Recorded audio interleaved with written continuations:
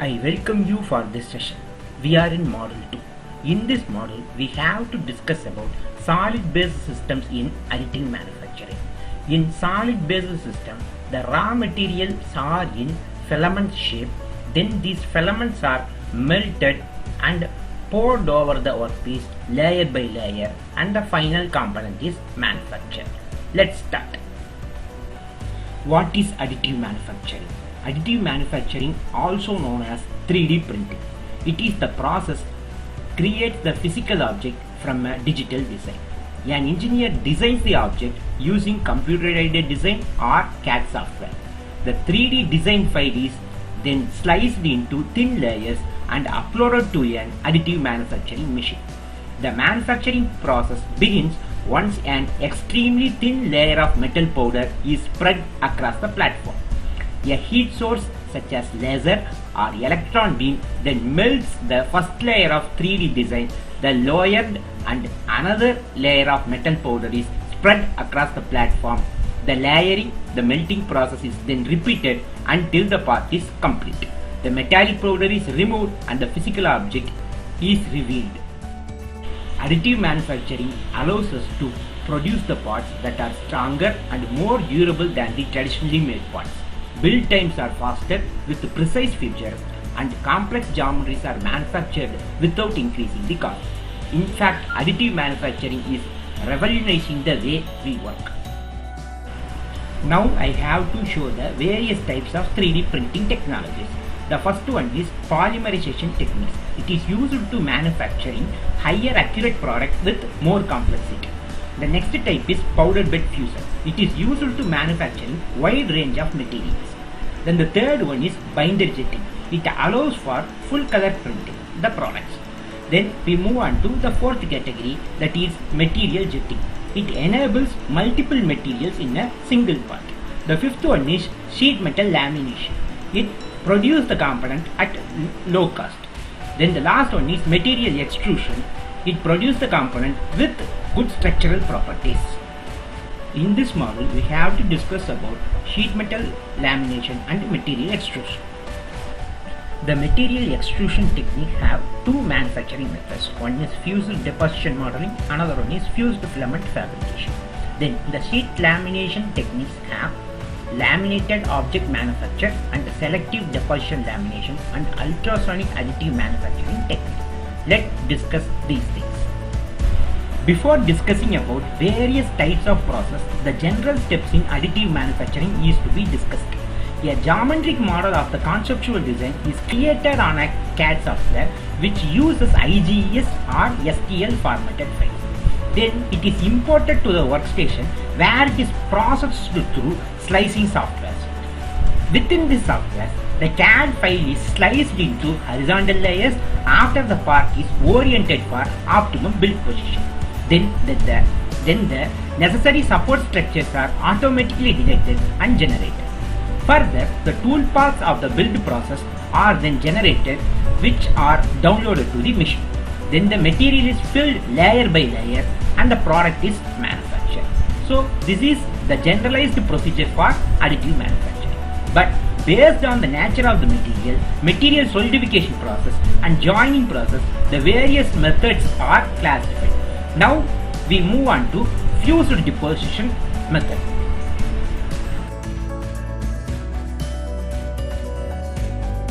In FDM process, the object is created by layer using 3D printing technology. The constructional features of the FDM machine is shown here. The fused deposition modeling technique was produced and developed by the Stratasys Corporation in USA in late 90s. The system consists of 5 important components such as tracker wheel arrangement, thermoplastic filament, extruder, table and a friction. The tracker wheel is used to feed the thermoplastic filament into the extruder. In extruder has a small orifice of heated die for melt the polymer and fill the workpiece by layer. The extruder head also can move in X and Y direction with respect to the table. The table also can be raised or lowered as needed. The extruder head follows a predetermined path by retrieving the data from the data frame. After the first layer is formulated, the table is lowered and the subsequent layers are formed. Once the process is completed, the product is removed and it goes for further processing. Now I have to explain the concept of FDM by considering the following examples. Let us take one example starting with CAD model. I have created a keychain which then further it will be manufactured using FDM technique. In Creo software, this CAD file is saved in STL file format. Next, these STL files taken into slicing software to generate part program. The slicing software used here is Cura. There are certain parameters to be set in this software that are layer height, infill, print speed, printing temperature, diameter of the filament, flow of plastic, nozzle size, etc. These all parameters depends on properties, specifications of the plastic filament. After setting these parameters, we can save the toolpath, that is part programming, and then further this file is sent to 3D printer for actual printing.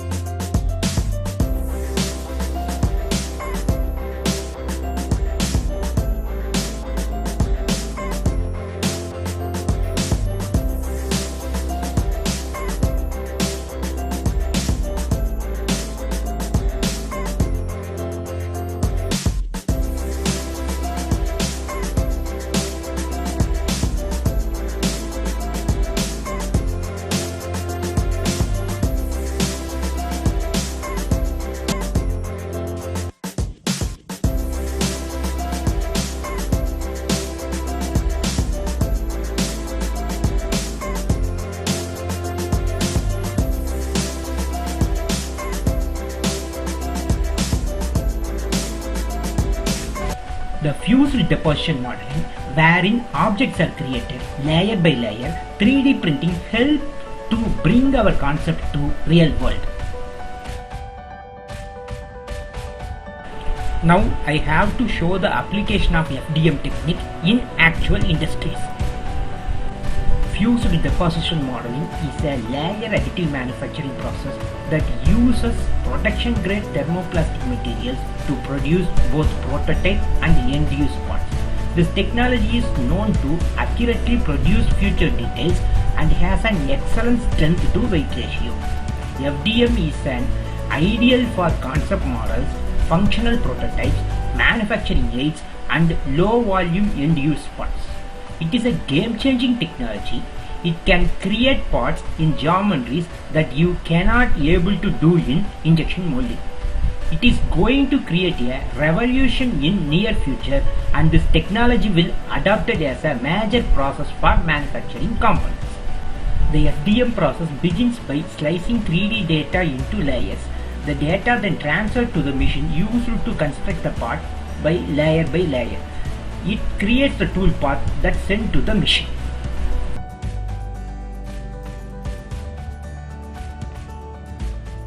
The raw material is produced into filament-like fishing line type foam. The filament is wrapped around a spool so that your cartridge of raw material that's going to be used to build the parts. The material then gets fed up through the machine all the way to the head, where it's liquefied and extruded.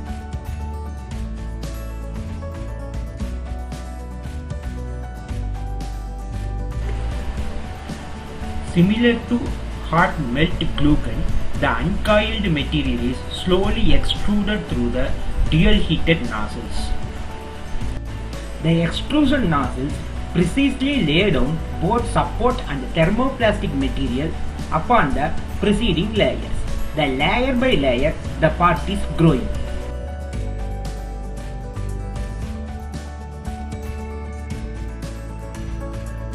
The extrusion nozzle continues to move in a horizontal XY plane and build the platform by move stop.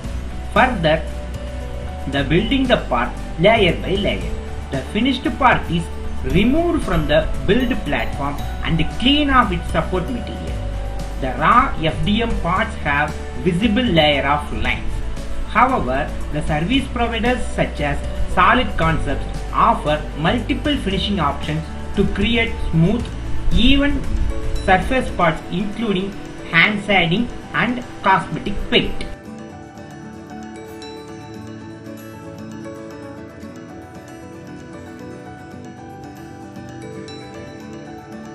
Since FDM parts are constructed with production grade thermoplastic including ABS polycarbonate, they are both functional and durable. FDM is utilized in a number of industries including aerospace, automotive and commercial and medical applications. Next we have to discuss about the benefits and the limitations of FDM technique. The FDM is the most cost-effective way of producing custom thermoplastic parts and prototypes. The lead time of FDM are short due to high availability of the technology. The wide range of thermoplastics are available which are suitable for both prototyping and some non-commercial functional applications. These are all the advantages of FDM.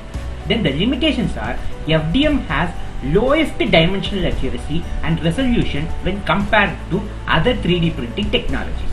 Then further, FDM parts are like to have visible layer lines, so post-processing is required for smooth finish. Then finally, the layer adhesion mechanism makes FDM parts are anisotropic, so it should be avoided. Now I have to explain the typical applications of FDM technique in actual industries. So the FDM process is used to manufacture the automobile components, the interiors of aircraft and other electronic components. Nowadays, electronic circuits also can be printed using FDM technique. So these are all the few examples. There are n number of components are manufactured using this technology.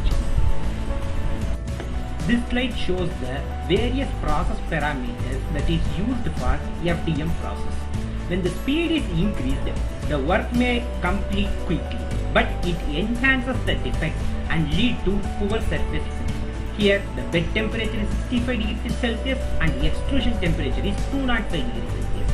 The material filling process takes place with the thickness of 3 mm.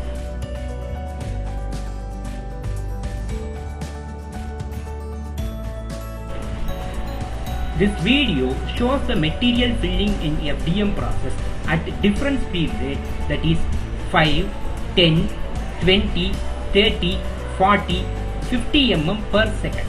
The clippings are recorded using high-speed camera for analysis purpose. So, if you find the optimum speed rate, then only we can able to manufacture the component with higher accuracy and good surface finish. When the speed is increasing, the portion of base layer does not stick to the bed properly. When the speed is increased above 30 mm per second, it gets twisted and curled. This is called wrapping process.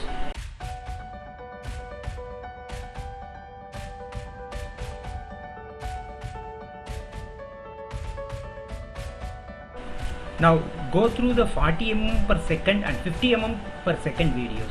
Here what happens, due to higher speed ratio, the successive layers are not properly bonded with and connected with the earlier stages. So it should be avoided. So now we can show the enlarged view of 5 mm per second. It is properly fixed with the previous layer. But what happens means it will reduce the speed of the production. here the surface finish is good, but the rate of production is low.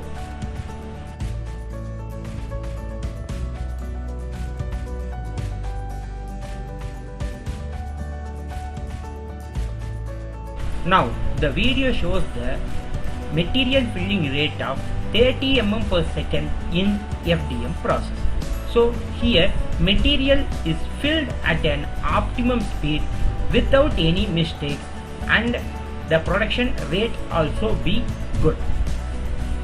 So in that way, by carry outing the analysis, we have to find the optimum speed ratio which compensating both surface finish and also the production rate. So the production rate and the surface finish are vary depending upon the nozzle diameter, temperature of the bed, the temperature of the extrusion process. All these parameters are also playing a major role. So the analyzer or the manufacturer should consider all these things before start the manufacturing process. So far we discussed FDM process, which comes under the category of material extrusion process. Now I have to explain about laminated object manufacturing techniques, which comes under the category of sheet metal lamination process. The laminated object manufacturing method originally developed by Halesis Technologies. This LOM is a less known additive manufacturing process where an object is created successfully layering the sheet of build material. Then the bonding them through heat and pressure, and then cutting them into desired shape using either a blade or a carbon laser. Now we move on to the construction of LOM machine. The system consists of 6 major components, that is material supply roller, take-up roller, laminating roller, laser optics and positioning device, support platform and laminated block. Here material supply roller is used to supply the raw material. Then the take-up roller is used for extract the wasted material. The laminator roller is used to layering the successive sheets. Then the laser optic positioning system are used to cut the material as per the program. The support platform and laminated block are used for correcting the workpiece. Now we move on to the working principle of the system. The LOM process uses a system where the continuous sheet of build material is drawn across the build platform by a system of feed rollers. Then the sheet may be coated in an adhesive.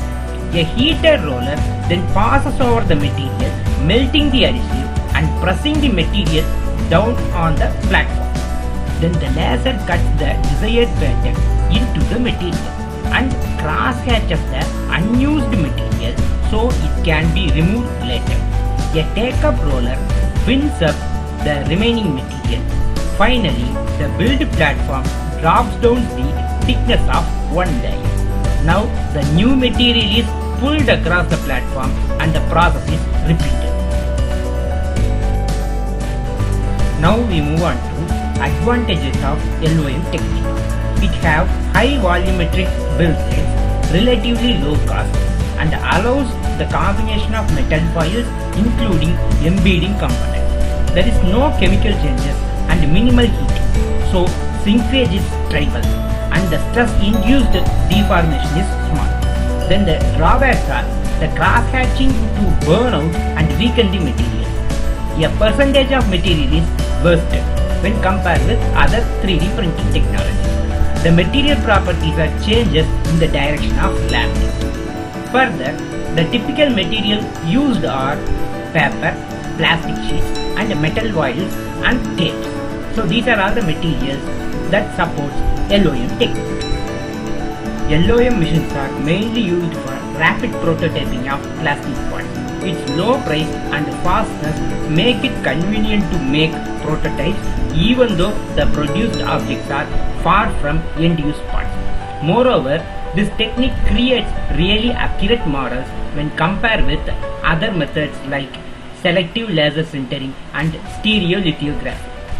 It is not possible to print intricate and complex geometries, but it is cheap process and free from fabrication process are making it good prototype technique.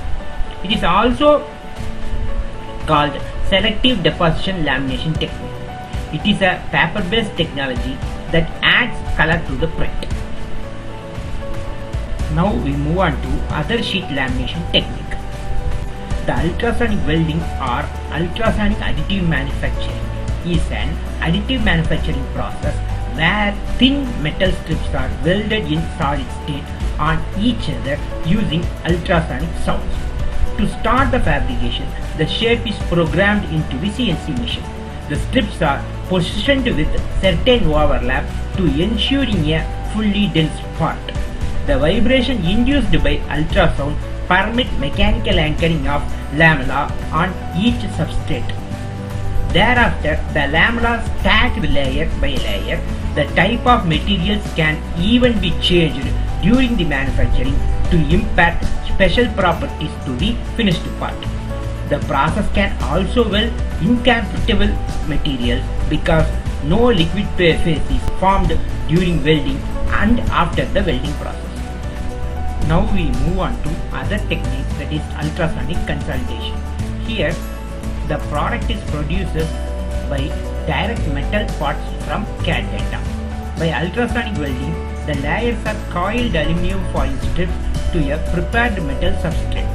As the foil strips are placed on the substrate, a tool called Sonatrol uses high frequency vibratory energy and moderate force to disturb the interface surface, inducing interatomic attraction and metallurgical bonding between the foil and substrate surface. Once ultrasonically welded layer is then milled to the required cross-sectional shape defined by the CAD data.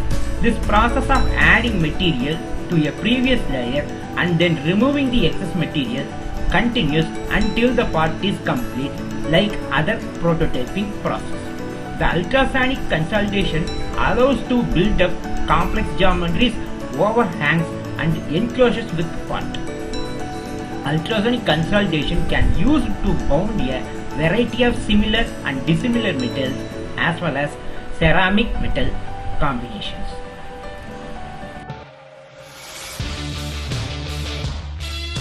As a 3D printing becomes increasingly accessible on global scale, manufacturers have continued to innovate across diverse range of industries. It is a technology showcase and leading forum for ideas across all industries in fast-growing and consistently evolving the world of 3D printing. Additive manufacturing and advanced manufacturing techniques are leaders and fulfill the need of all other industries. Now we come to the end of module 2. In this module, we discussed about additive manufacturing or 3D printing techniques for solid-based systems. In solid-based systems, there are two techniques. The first one is material extrusion process. The another one is sheet lamination technique. We discussed these concepts. I hope you understand these things. Thank you for listening. In the next session, Dr. L. Anoj Kumar will discuss additive manufacturing techniques for liquid-based systems.